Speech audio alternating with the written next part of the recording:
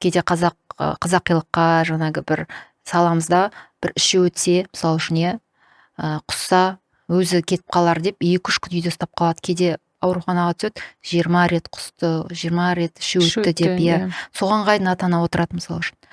Ол деген баланың 90%-на дейін, 80-90-ға дейін судан тұрады. Ол су кетіп қалғаннан кейін барлық ағзалар істен шығады.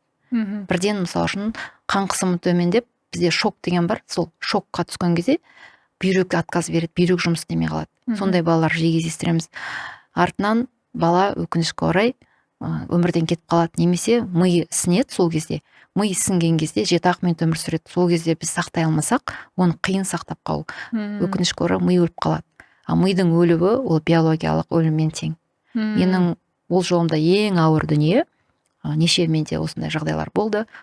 Бала аппаратта жатады, бірақ ата-анаға айту, ол бала жатқанмен ол болашағы жоқ деп, мидың ісігінің болғанын, мидың өліп кеткенін біз арнар протоколмен қоямыз.